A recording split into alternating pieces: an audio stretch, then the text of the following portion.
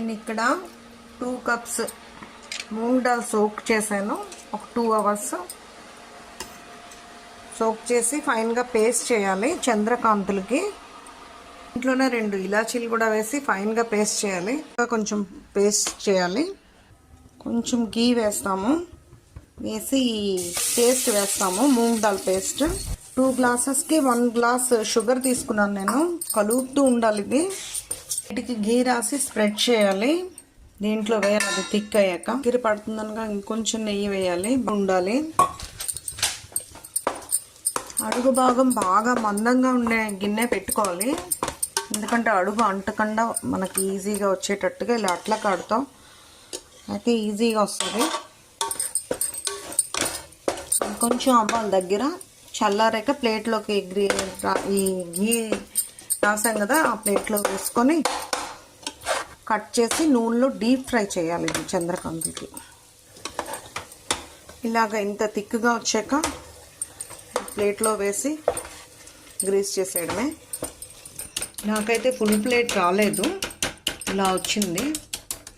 బాగా చల్లారాక ముక్కలు కోయాలి కొంచెం, తర్వాత డీప్ ఫ్రై చేయాలి. ఎడ్జెస్ అన్నీ ఇలా చేస్తే మీకు షేప్ బాగా వస్తుంది.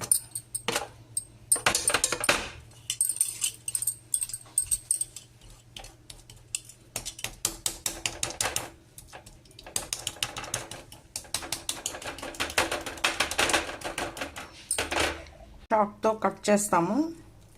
కట్ చేసి చల్లారేదాకా వదిలేస్తాము. ఆ తర్వాతే ఫ్రై చేస్తాము. దీన్ని చంద్రకాంతి స్వీట్ అంటారు.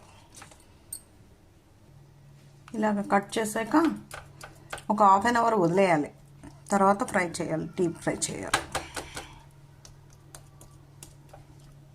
బాగా చల్లారాక ఇలా పీసెస్ లాగా వచ్చేస్తాయి ఆటోమేటిక్గా.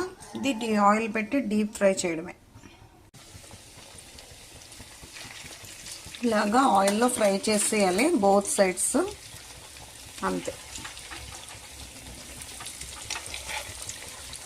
ఇలాగ బోత్ సైడ్స్ ఫ్రై అయ్యాక ప్లేట్లో తీయడమే ఫ్రెండ్స్. మీరు కూడా ట్రై చేయండి. చంద్రకాంతులు అంటారు వీటిని. ఈ స్వీట్ నేను మా మదర్ ఇన్ లా దగ్గర నేర్చుకున్నాను.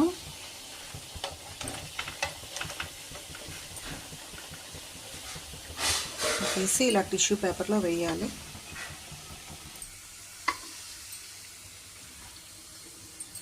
ఇలా వచ్చాయి ఫ్రెండ్స్, చాలా ఈజీగా చేయొచ్చు ఇది.